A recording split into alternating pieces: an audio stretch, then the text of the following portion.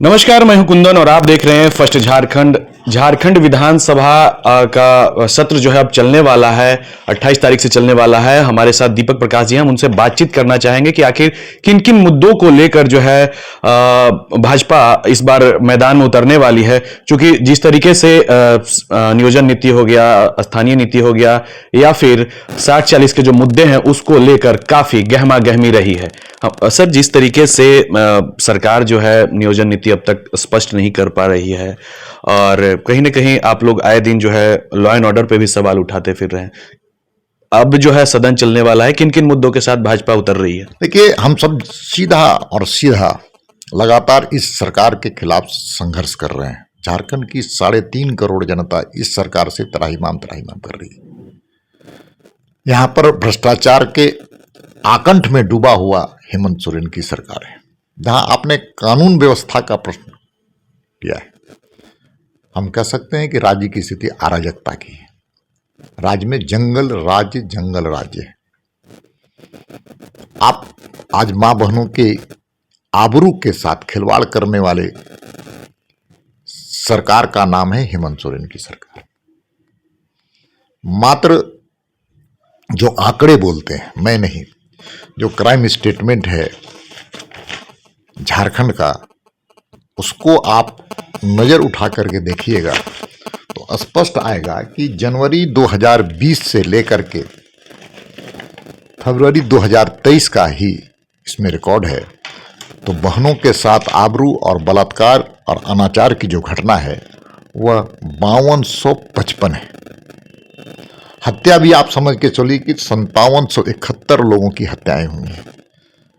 दुर्भाग्य इस बात का है कि अगर आपराधिक घटनाओं की बात करें तो 1,99,306 आपराधिक घटनाएं घटी हैं।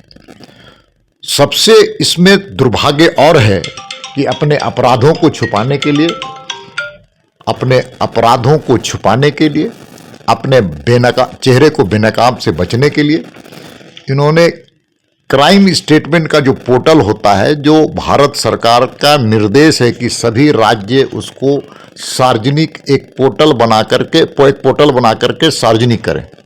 दुर्भाग्य इस बात का है कि आप देखते हैं कि ये मात्र फरवरी 2023 के बाद इस पोर्टल को बंद कर दिया गया। मतलब फरवरी से के बाद जो है अपडेट नहीं हो पा, मार्च, अप्रैल, मई, जून, अब तो जुलाई का महीना हो गया। 4.5 महीने के आपराधिक घटनाओं का इसमें उल्लेख नहीं है। उसके पहले 2019 से सरकारें बनी है, मैं तो 2020 से कह रहा हूं। तो आप समझिए कितना बड़ा षड्यंत्र ये सरकार रच रही है। सरकार के इशारे पर पदाधिकारी नृत्य कर रहे हैं। इससे दुर्भाग्य क्या हो रहा है? ये तो आरोप आप लगा रहे हैं सरकार पे कि ये पोर्टल बंद किया। मेरा आरोप नहीं है, ये मेरा एविडेंस है।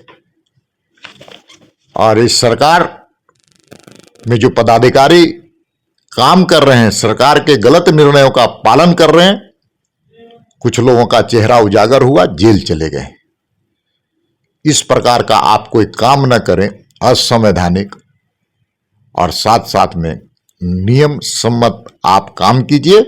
नहीं तो आने वाले समय में भारतीय जनता पार्टी की सरकार जरूर बनेगी। जनता का जन समर्थन हमारे साथ है, तब आपको भी चिन्हित किया जाएगा। आखिर ये पोर्टल बंद है तो लोग जान कैसे पाएंगे? इसके लिए भाजपा अब क्या करेगी? अब तो जान गए आप। मैं महामहिम राज्यपाल के पास एक पत्र आज भेजने वाला हूं और उल्लेख करने वाला हूं कि महामहिम राज्यपाल इस पर हस्तक्षेप करें, क्योंकि राज्य के संवैधानिक प्रमुख हैं वो। और उसके बाद भी नहीं होगा तो मैं न्यायालय की शरण में जाऊंगा। ये अपराधियों को और अपराध को छुपाने के लिए झारखंड सरकार काम कर रही है, ये उसका प्रमाण है। अपनी अक्षमता को छुपाने का ये काम कर रही है, ये उसका प्रमाण है। अपनी असफलताओं को छुपाने का काम कर रही है राज्य की सरकार, ये उसका प्रमाण है।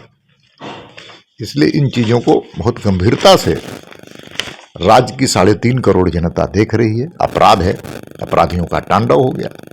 कानून व्यवस्था नाम की कोई चीज नहीं है। सबसे ज्यादा आदिवासी बहनों के साथ बलात्कार की घटना घटी, सबसे ज्यादा बरहेट में हुई। जहां मुख्यमंत्री निर्वाचित है, मैं उस स्थान पर गया था देखने के लिए, आज से 2 साल पहले की बात है। एक बहन को काट करके फेंक दिया गया था। हम वहां पहुंचे, हमने आंदोलन किया लगातार।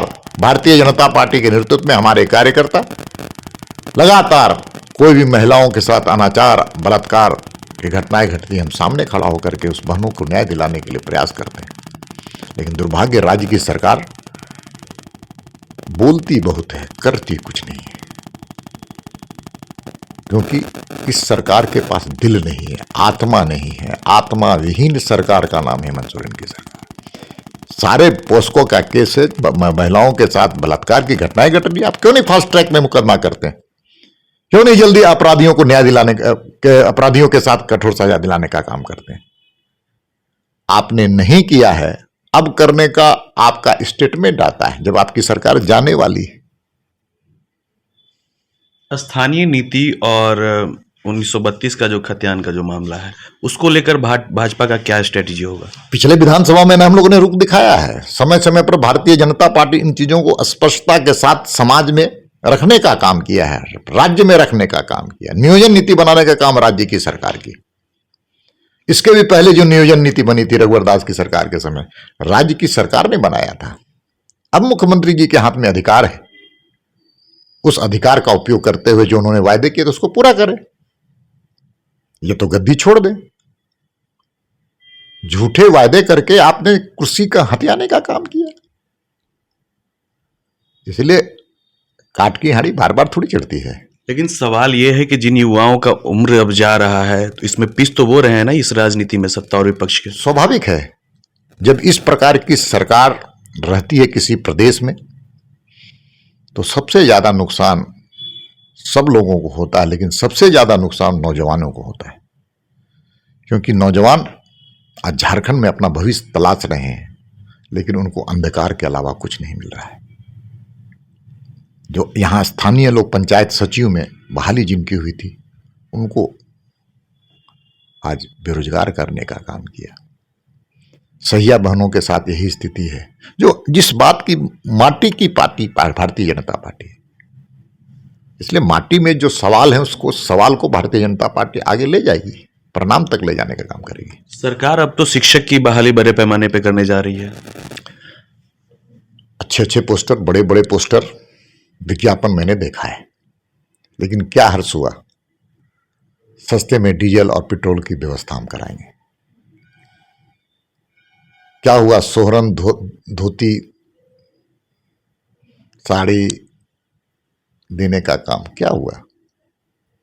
किसानों को घोषणा किया था कि हम मुफ्त में बिजली देंगे, मुफ्त में डीजल देंगे, मुफ्त में बिजली। क्या हुआ उन चीज़ों का? ये जो है ना, विज्ञापन तक सीमित हो जाएगा। मैं आपको विश्वास दिलाना चाहता हूं कि सरकार से जनता का अविश्वास हो गया है। अखबारों के विज्ञापन से एक सरकार चल रही है। पीआरडी के रिसोर्सेज से सरकार अपना चेहरा चमकाना चाहती है। और भी किन लोगों को, किनके पास? जनता के पास। जनता इनके चेहरे को जानती है, पहचानती है, और समय आने पर इस सरकार को उखाड़ फेंकने का काम झारखंड की जनता करेगी। निश्चित तौर पे दीपक प्रकाश जी हैं और इन्होंने झारखंड के अंदर क्राइम के आंकड़े जो है वो प्रस्तुत कर रहे थे। कहीं ना कहीं फरवरी तक के ये आंकड़े दिए हैं और उसमें तकरीबन 2 लाख के आसपास जो है पूरे राज्य भर में क्राइम का रिकॉर्ड किया गया है। निश्चित ही इन्होंने यह भी एक बड़ा आरोप लगाया है कि बरहेट जहां से मुख्यमंत्री निर्वाचित होकर विधानसभा पहुंचे हैं, उस क्षेत्र में खासकर आदिवासी बहनों के साथ, आदिवासी लड़कियों के साथ और आदिवासी महिलाओं के साथ जो है कुकृत्य की जो मामले हैं वो सबसे अधिक है राज्य भर में। अधिक अपडेट्स के लिए देखते रहिए फर्स्ट झारखंड। ये लो मुंह मीठा करो, आज मैंने अपना जॉब छोड़ दिया, अब हम पूर्णिया वापस जाएंगे। जॉब छोड़ दिया है? मतलब ये घर कैसे चलेगा? हम करेंगे क्या? और माँ बाबूजी क्या बोलेंगे? इसलिए मैं एक और मिठाई का डब्बा लाया। अपने बिजनेस के लिए लोन अप्रूव हो गया। अरे लोन अप्रूव हो गया वो तो ठीक है, लेकिन पूर्णिया में हम रहेंगे कहाँ? अपना घर भी तो नहीं है वहां। इसलिए तो एक और मिठाई का डब्बा अलग से लाया हूं। हमने पूर्णिया में घर ले लिया है। पूर्णिया के ई होम्स पैनोरमा में। पूर्णिया में पैनोरमा ग्रुप लेकर आए हैं ई होम्स पैनोरमा। बड़ा घर, आलीशान जिंदगी और अत्याधुनिक सुविधाओं के संग। अरे अरे, अब क्यों मुंह मीठा करवा रही हो? क्योंकि हम घर वापसी जो कर रहे हैं। घर वापसी की खुशी पूर्णिया में ई होम्स पैनोरमा के संग। ई Homes Panorama, luxurious lifestyle redefined.